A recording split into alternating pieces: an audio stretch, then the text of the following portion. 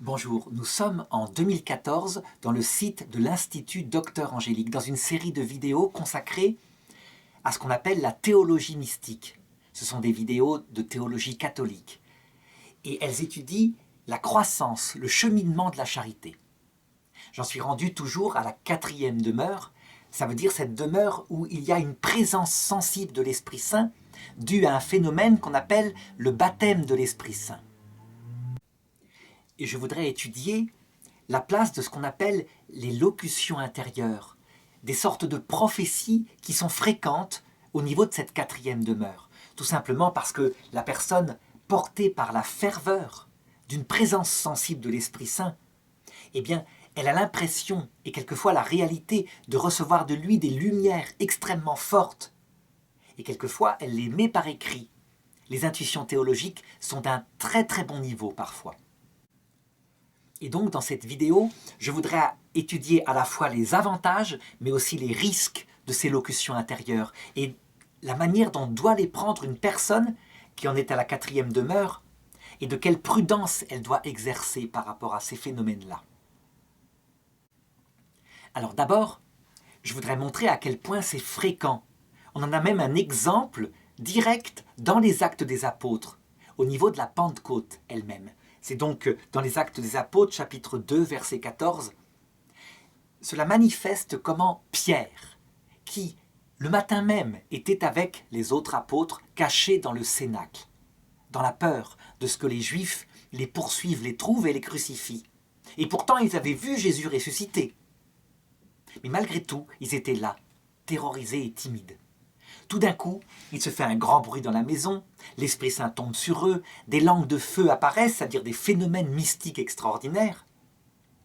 Et Pierre sort dans la rue, carrément, il n'a plus peur, il est comme pris par du vin. D'ailleurs, les gens se disent, ils ont dû boire, c'est pas possible. Tellement ils affrontent le risque avec courage, il y a un risque réel. Jésus a été crucifié un peu plus d'un mois avant. Et il se met à prêcher à l'extérieur, à raconter tout ce qui s'est passé, mais avec une profondeur théologique importante que racontent les Actes des Apôtres. Hommes de Judée, vous tous qui résidez à Jérusalem, apprenez ceci, prêtez l'oreille à mes paroles. Non, ces gens ne sont pas ivres. Et ensuite, il raconte tout ce qui avait été prophétisé dans l'Ancien Testament. Il fait une sorte de panorama complet de ce que Jésus avait annoncé, qu'il devait mourir sur la croix et comment il était ressuscité.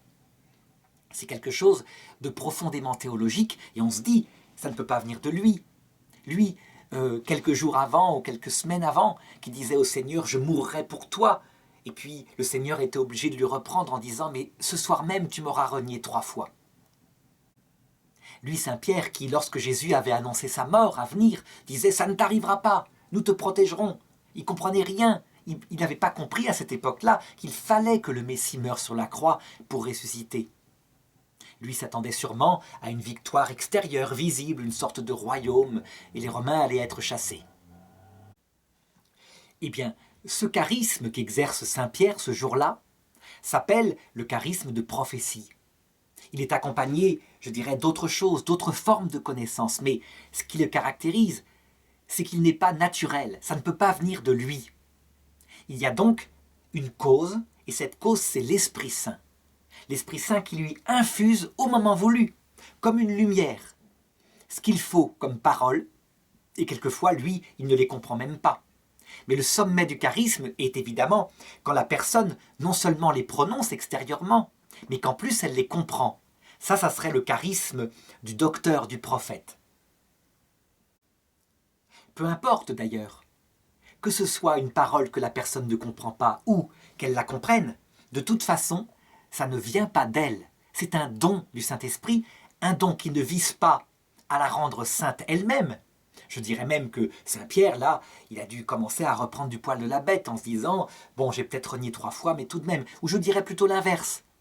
C'est parce qu'il risquait de se croire un génie, lui, le prince des apôtres, que le Seigneur permit quelques semaines plus tôt qu'il renie 3 fois. Et ça, Saint Pierre s'en souvint tout le temps, si bien que, justement, il ne se mit pas trop en avant au cours de sa vie apostolique, tellement le rôle qu'il avait était important.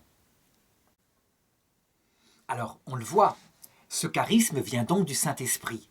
Et il n'est pas question de lui faire la leçon au Saint-Esprit lorsqu'il le donne à des jeunes convertis au niveau de la 4e demeure. L'avantage énorme de ces charismes, c'est que donner à des jeunes convertis dans l'enthousiasme de la ferveur, de ce qu'ils comparent par rapport à leur nuit avant, quand ils ne connaissaient pas encore l'Évangile, eh bien, cet enthousiasme provoque la découverte en chaîne par d'autres du message du Christ. On peut dire que les jeunes convertis sont les plus grands, les plus fervents des apôtres, ils n'ont peur de rien. Même quelquefois, les personnes qui sont à la 3e demeure, donc qui sont dans un stade, je dirais, de christianisme prudent, qui a éprouvé déjà les épreuves des sécheresses et qui restait fidèle, eh bien, ces personnes-là s'en méfient en disant, quelquefois, ils vont trop loin, ils provoquent les gens, ils provoquent des catastrophes, leur ferveur est sans prudence. Et ce n'est pas faux. Mais malgré tout, comme dit saint Paul, même si c'est fait dans la folie d'une sensation de la présence de Dieu, l'évangile de toute façon est annoncé. Alors ce sur quoi je voudrais insister davantage, c'est sur le danger et les inconvénients des charismes lorsqu'ils arrivent au moment de cette demeure-là. Sauf évidemment lorsqu'il y a eu avant l'apprentissage d'une autre façon de l'humilité. Par exemple, parce que c'est quelqu'un qui a vécu le christianisme déjà dans les 3 premières demeures, qui a été confronté aux sécheresses et qui donc sait ce qu'il vaut. Ou alors, quand c'est le cas d'une personne qui, lors de sa vie non chrétienne, a tellement connu la souffrance, une souffrance terrible, et quelquefois des désespoirs, des envies de mourir, qu'elle est déjà sans illusion sur elle, son cœur est formé à l'humilité. Mais lorsque ça arrive à des jeunes, brutalement, des jeunes qui n'ont pas beaucoup de maturité humaine, eh bien, le risque important, évidemment, c'est de croire qu'on reçoit ce charisme par ses mérites, alors qu'en fait, ils viennent du Saint-Esprit et ils sont en vue de l'illumination de l'Église. Donc ça, je l'avais vu déjà dans la leçon précédente à propos des charismes en général. Mais si je fais une vidéo particulière sur ce charisme de connaissance, ce charisme de prophétie, c'est parce que il est non seulement fréquent, mais il arrive souvent que la personne mette en public ses prophéties, en étant persuadée qu'elle vient de Dieu, cette prophétie, alors qu'en fait, elle ne vient pas forcément de Dieu. La question qui se pose, est-ce que c'est vraiment un charisme de prophétie, de connaissance, en science ou en sagesse, qui la revêt et qui lui donne des intuitions? Ou est-ce que c'est elle-même, par la ferveur de sa méditation, portée par les sensations de présence de Dieu? Eh bien, je dirais qu'à ce niveau-là, il est impossible de discerner. Que ça peut venir des deux, et que ça vient très souvent des deux en même temps. Donc il se mêle à des intuitions sublimes, toute une série de choses qui sont l'imagination d'un amour fervent. En fait, ça se passe exactement de la même façon que lorsque 2 jeunes gens tombent amoureux. Et alors, ils sont tellement portés l'un vers l'autre que, au début de cet amour, avant même que l'autre ait parlé, l'autre devine ce qu'il peut penser.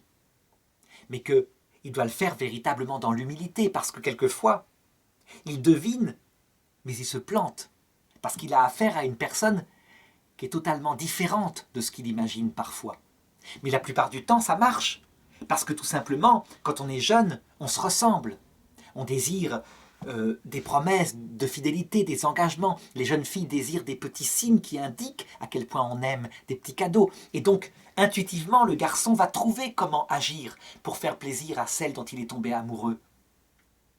Est-ce qu'il exerce un charisme? C'est-à-dire, est-ce qu'il lit dans la tête de la jeune fille? Pas du tout. C'est un mécanisme naturel de la ferveur d'un amour premier qui fait que on sait comment se comporter intuitivement. La nature est programmée pour ça. Et donc on sait, le garçon sait intuitivement au début, que la jeune fille sera sensible aux petits gestes, aux petites attentions. Mais très vite, lorsque la ferveur va diminuer, le garçon risquera bien d'oublier cela. Et à un moment donné, il ne dit plus qu'il l'aime. Il n'offre plus de petits cadeaux. Il est redevenu lui-même. Et elle va se dire, c'est qu'il ne m'aime plus. C'est pas qu'il n'aime plus, c'est que la ferveur du début, qui passionnait sa sensibilité et qui lui faisait deviner intuitivement ce qu'il fallait faire, elle a disparu. Mais peut-être qu'en fait, là, il aime différemment. Il se bagarre pour elle. Il veut lui promettre fidélité. Il réfléchit au métier qu'il aura pour la rendre heureuse, etc. Donc, extérieurement, il y a les choses, et puis il y a ce qui se passe à la réalité du cœur, qui ne se voit pas si simplement. Eh bien, c'est exactement pareil dans la vie chrétienne. Donc, les paroles de connaissance, les prophéties, ce qu'on appelle les intuitions, des sortes de locutions intérieures où la personne entend quelque chose dans sa tête, le note parfois par écrit, et elle est convaincue que ça vient du Saint-Esprit. Eh bien, en fait, de la même façon, elle ne peut pas savoir si ça vient vraiment du Saint-Esprit. Ça vient peut-être de son cœur enflammé qui écrit de la poésie. Ça vient peut-être aussi des restes de son catéchisme d'enfance ou de ce qu'elle a lu, qui remonte et qui fait qu'elle redécouvre cette fois de manière vitale un évangile qu'elle connaissait par ailleurs, mais de manière spéculative. Alors là, l'effet naturel, quand ces intuitions apparaissent, c'est que la personne va vouloir les faire connaître. Et attention, c'est un effet naturel de l'amour. Dieu lui a donné donc des locutions intérieures. Elle les a écrites, et donc elle se dit, la personne naturellement, je vais les faire connaître aux autres. Ça leur fera connaître le Christ. Parfois, l'intention est donc très pure. Parfois, l'intention est mêlée d'impureté. À savoir que la personne, en même temps, se dit « Je vais faire connaître aux autres à quel point le Seigneur m'aime et à quel point je suis quelqu'un de bien. J'ai des intuitions de haut niveau. » Souvent, c'est mêlé. Il faut être lucide là-dessus. Dans les quatrièmes demeures, il n'y a pas de purification qui est faite. Tout se met ensemble. Lorsque une personne a une intention profonde qui consiste à faire connaître le Seigneur et que simplement elle est un peu naïve sur elle-même parce qu'elle ne sait pas ce qui vient d'elle-même et ce qui vient du Seigneur, je dirais que le rôle du père spirituel est facile. Il va lui expliquer la prudence qu'il doit y avoir et le mécanisme de ce qui se passe dans son cœur. Alors elle va le comprendre et donc elle va essayer de garder ces locutions intérieures comme des cadeaux du Seigneur, de leur amour mutuel, comme des lettres d'amour secrètes qu'on ne lit pas au public. Mais lorsque le père spirituel tombe sur une personne qui est fière d'elle-même, qui est assez sûre de sa propre sainteté, alors, s'il lui fait ces remarques-là, ce sera très mal reçu. La personne pensera que le père spirituel est jaloux, parce qu'il n'a pas les mêmes intuitions, qu'il veut étouffer l'Esprit Saint, et qu'après tout, comme c'est une personne laïque, elle peut tout à fait proclamer des choses, indépendamment de l'autorisation du père spirituel. Parfois, le jugement de la personne est vrai. Le père spirituel peut parfois vouloir étouffer l'Esprit Saint ou être jaloux. Ce sont des hommes, les pères spirituels aussi. Mais, très souvent, c'est en fait un fruit de la propre certitude qu'est en train d'acquérir la personne de la quatrième demeure, qu'elle est elle-même quelqu'un de saint, quelqu'un de bien, et donc favorisée à cause de ses propres mérites de ce genre d'intuition. Conclusion. Comment savoir dans quel groupe on se situe? Le groupe des humbles qui veulent répandre la parole de Dieu, le groupe des orgueilleux qui veulent se faire valoir. Je dirais que à ce niveau-là, lorsque la quatrième demeure a surgi brutalement, c'est impossible de le savoir. Lorsqu'on a une expérience humaine de soi-même, de ses propres limites, je dirais que là, il peut y avoir plus facilement une lucidité sur ses propres travers.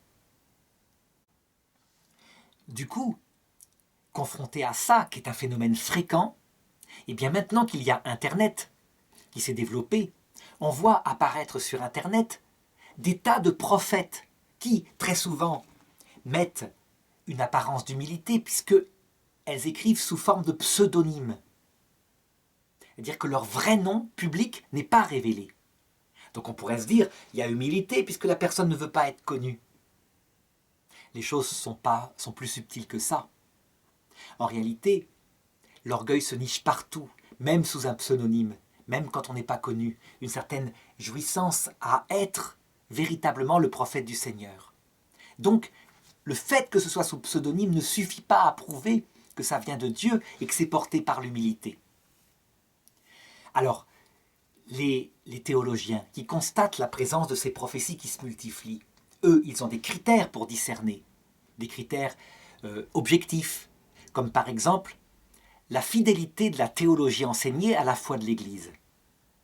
Donc je me rappelle par exemple d'une prophétesse dans les années 2013-2014, mais ça a commencé bien avant, ça a commencé au moment de la mort de Jean-Paul II et même de la mort de Paul VI, qui annonçait que le pape, en réalité, le successeur ne serait pas de Dieu, qu'il serait un faux prophète envoyé par l'Antichrist. Et les choses se répandaient de plus en plus chez les prophètes qui avaient le même genre de locution intérieure. Le problème, c'est qu'à la base, il y avait répétition d'une erreur de théologie, une erreur d'interprétation théologique, à savoir que, effectivement, un jour la papauté connaîtra un martyr. C'est annoncé par Fatima, troisième secret. C'est annoncé explicitement à la fin de l'Évangile selon saint Jean sous la figure du martyr futur de Pierre. Mais il n'est jamais dit que le pape lui-même, élu légitimement sur le trône de Pierre, serait l'Antichrist. Par contre, il y a des passages qui pourraient être interprétés comme ça, comme par exemple Secret de la Salette, Rome perdra la foi, et l'abomination de la désolation s'assiera sur le temple saint. Donc on se dit à la place du Vatican. En réalité, l'interprétation véridique de cette prophétie, c'est qu'un pape légitimement élu, successeur de Pierre, élu par les cardinaux, est revêtu du charisme de l'infaillibilité dans la fonction. Donc ça ne peut pas arriver qu'un pape comme pape, légitimement élu. Alors du coup, ces charismatiques vont trouver des tas d'objections à la légitimité de l'élection. Mais on arrive à n'importe quoi. Un pape, successeur de Pierre, est protégé charismatiquement. Et quand bien même il serait, de manière privée, un hérétique, ça ne peut pas arriver. Donc le dernier antéchrist, c'est quelqu'un qui se prétend pape, ça veut dire par exemple qui règne sur le monde au niveau, je ne sais pas, de l'ONU, de n'importe quelle instance internationale, et qui s'attribue les fonctions d'enseignement magistériel au niveau mondial. Mais il n'y a pas de confusion possible. Donc, de l'extérieur, un théologien pourra discerner que la personne est dans sa propre imaginaire. Évidemment, la personne elle-même ne l'est pas. Elle n'est pas lucide. Et surtout quand les messages sont des messages d'amour, qui ne prêtent pas à des théories eschatologiques. Là, véritablement, on peut se dire, ça peut venir du Saint-Esprit, ça peut venir d'elle-même. Donc, quelle attitude prendre lorsque une personne est dans la 4e demeure et qu'elle a ce genre de locution intérieure? Eh bien, je dirais que la meilleure attitude, prudentielle, c'est simplement de dire ceci, si jamais elle a l'idée de publier ses locutions intérieures. Il est fort possible que ça vienne de moi et de la ferveur que je ressens parce que j'ai ressenti cette présence du Saint-Esprit. Il est possible que cette locution vienne de l'Esprit Saint et qu'il me l'ait inspirée, mais je suis absolument incapable de conclure. Je dirais que si, dans cette 4e demeure et ce désir de faire connaître le Seigneur, les prophètes, ceux qui sont revêtus de ces paroles de connaissance, avaient cette prudence, alors ils ne risqueraient rien. Si les théologiens les reprennent en disant « là, ça ne peut pas venir de Dieu puisqu'il y a une erreur de théologie », ils écouteraient tout simplement. Et d'autre part, comme les prophéties systématiquement, même quand elles sont vraies, sont l'alliance entre deux cœurs, le cœur de l'homme qui est véritablement présent là-dedans et le cœur de Dieu qui lui parle. Et comme les prophéties viennent des deux en même temps, c'est un chant mutuel d'amour, eh bien, ces prophètes éviteraient le risque d'attribuer à Dieu des choses qui viennent de leur propre médiation et qui s'est mêlée à la prophétie en question.